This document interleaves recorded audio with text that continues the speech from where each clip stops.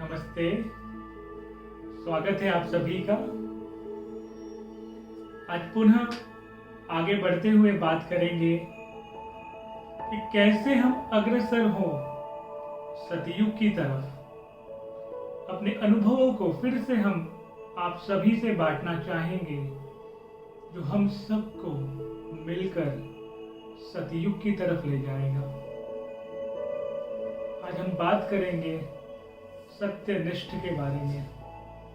सत्यनिष्ठता क्या होती है समझेंगे, प्रयास करेंगे। तो हमने सुना है कि स्वर्गलोक होता है और एक नरकलोक होता है। नरकलोक जहाँ पर बहुत सी यातनाएं दी जाती हैं, बहुत सी सजा मिलती है, लोग तड़पते हैं। स्वर्गलोक जहाँ पर आनंद, सुख, समृद्धि सब कुछ हम कह सकते हैं।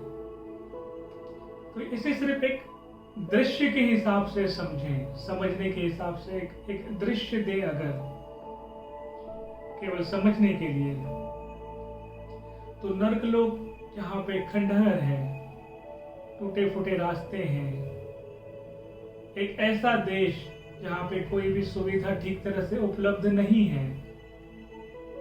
और स्वर्ग बहुत सुंदर सुंदर इमारतें, अच्छे रास्ते, सारी सुविधाएं उपलब्ध। तो ऐसा एक सिर्फ समझने के लिए दृष्टिकोण हम दे रहे हैं। तो ऐसा ही स्वर्ग और नरक था। अब जो नरकवासी थे वो इस यातनाओं को झेलते झेलते और खंडहर में रहते हुए, जहाँ पे रास्ते अच्छे नहीं थे, उन्हें ऐसा लगा कि हमें यमराज के पास जाकर प्रार्थना करनी चाहिए कि थोड़ा तो हमें फैसिलिटी दे, थोड़ा तो हमें कुछ साधन दे, जिससे कि जीवन थोड़ा सरल हो जाए। तो नरकवासी पहुंचते हैं यमराज के पास, प्रार्थना करते हैं कि कृपया करके हम इतने वर्षों से जो यात्रा झेल रहे हैं, इस खंडहर में रहते हुए और ऐसे रास्ते जहाँ पे चल भी नहीं सकते, कुछ तो थोड़ा सा इसे आसान कर दें। यमराज कहते हैं कि जरूर आपकी प्रार्थना को हम सुनेंगे और इसके ऊपर विचार करके आपको बताएंगे।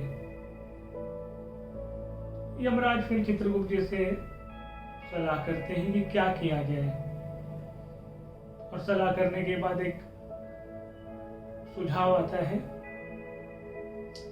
तो स्वर्गवासियों को भी बुलाया जाता है, नरकवासियों को भी बुलाया जाता है, और दोनों को कहा जाता है कि हम अपनी तरफ से आप सभी को एक और मौका देते हैं कि आप अपने लोक को, अपने लोका को अच्छी तरह से वापस अपने तरीके से पुनः जैसा आप चाहते हैं वैसा बनाएं। जो सुविधाएं चाहते हैं, जैसी इमारत चाहते हैं, जैसी सड़कें चाहते हैं, वापस बनाएं। ये मौका हम आपको देते हैं।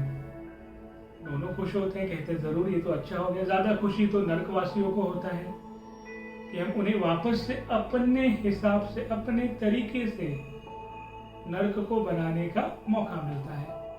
तो यमराज कहते हैं इसके लिए जो करना है, जो ईंटें मिलेंगी वो पृथ्वी से मिलेंगी, जो भी इमारतें, सड़कें बनानी है वो पृथ्वी से मिलेंगी। कहते हैं ठीक है, पृथ्वी से ईंटें लेंगे, लेकिन ईंटें मिलेंगी कैसे?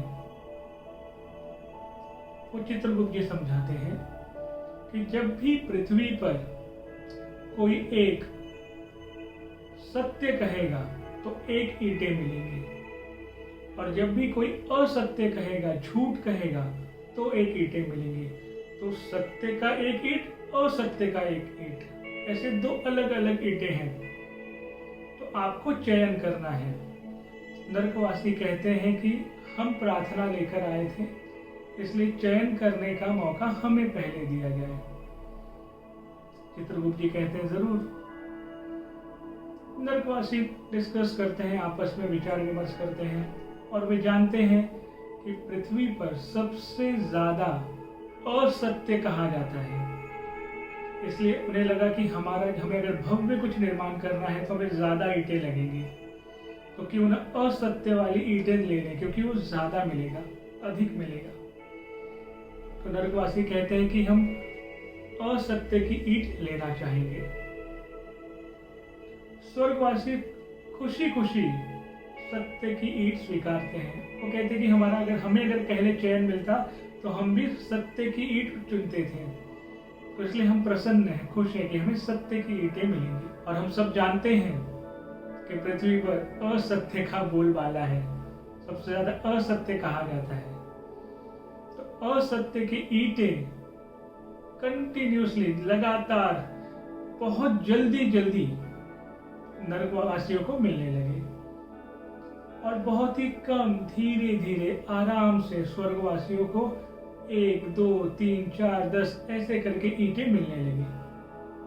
लेकिन फिर भी स्वर्गवासी खुश थे, उन ईंटों से धीरे धीरे अपनी इमारत तैयार करने लगे। नरकवासी बहुत ज्यादा खुश थे क्योंकि उनको भर भर कर ईंटें मिल रही थी और उनका कार्य जल्दी समाप्त हुआ। उन्होंने बहुत ही जल्दी एक भव्य इमारत निर्माण किया, महल निर्माण किया, सड़कें बनाई, जैसे वो चाहते थे। सारे सुख सुविधाएं से भर गया उनका राज्य और नरकवासी बहुत खुश हो गए कि अब हमारे जीवन आराम से होगा, अब पहले जैसे यातनाएं नहीं होंगी। समय बीतता गया, दोनों की इमारतें तैयार थी।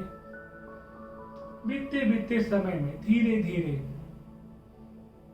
नर्क की जो इमारतें थी, सड़कें थी, उसमें से कुछ ईंटें अपने आप गायब होने लगी। 1 ईंटें, 2 ईंटें, 4 ईंटें, 10 ईंटें, ऐसे करके धीरे धीरे कुछ ईंटें अपने आप गायब होने लगी, लुप्त होने लगी। ऐसे होते होते कुछ ही समय में, कुछ ही वर्षों में वो फिर से पूरा खंडहर बन गया। नर्क पूरी तरह से फिर से खंडहर बन गया। पहले जैसा सारे रास्ते खराब हो गए, इमारतें ढह गई और फिर जैसा पहले जैसा समय था उनका, वापस उसी मोड़ पर वो आ गए। स्वर्ग बिल्कुल बुनियाद मजबूत, सब कुछ बहुत सुंदर, अच्छा। समय लगा लेकिन सब कुछ मजबूत और अभी भी टिका हुआ।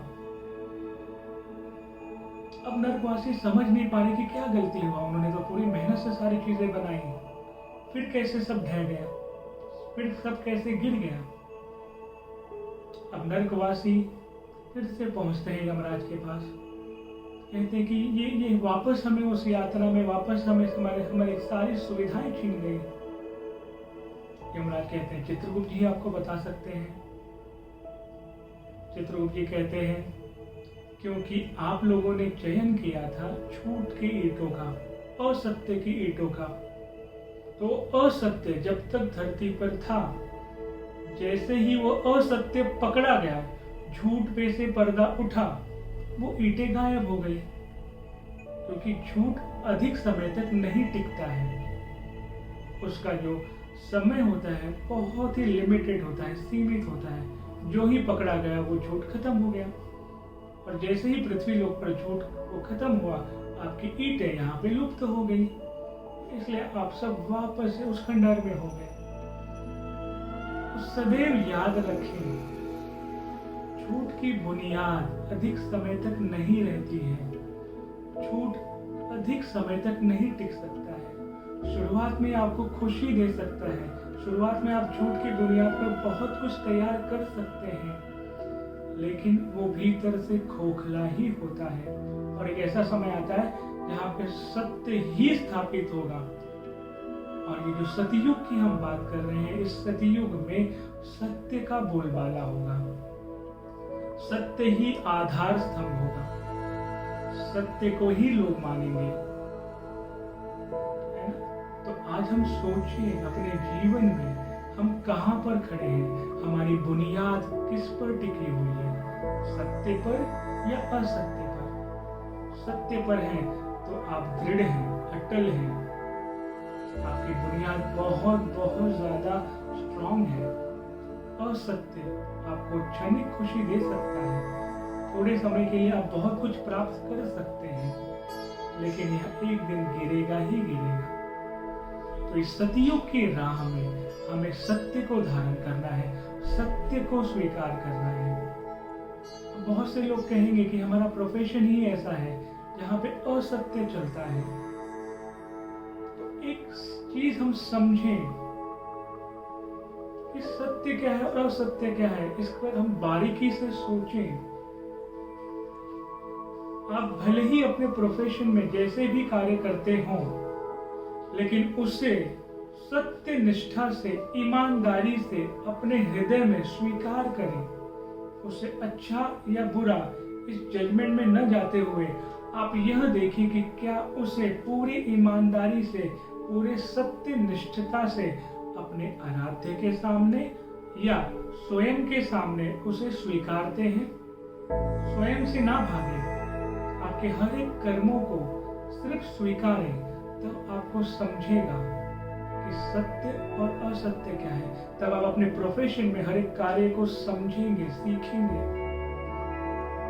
आपको और स्ट्रेंथ मिलेगा, शक्ति मिलेगी। आपके स्वीकारने से सही राह मिलेगा, सही गति मिलेगी, सही मार्गदर्शन मिलेगा। केवल आप स्वयं को स्वीकारें, अपने कृत्य को स्वीकारें। आप प्रोफेशन में जो भी कर रहे हैं उसे पूरी ईमानदारी से स्वीकारें, स्वयं से या फिर अपने आराध्य के सामने। यकीन मानिए, जो 10 से 15 मिनट हम कहते हैं ना स्वयं को दीजिए, ये आपको बहुत मजबूत बनाएगा, आपको सत्यनिष्ठ बनाएगा। आप जो भी कर रहे हैं उससे आपको अवगत कराएगा। तो सत्यनिष्ठता मतलब वह जो आप हृदय से स्वीकार करते हैं, अच्छे और बुरे में विभाजित किए बिना। धन्यवाद, जुड़े रहें। इसी विषय पे हम और आपसे बातें करेंगे।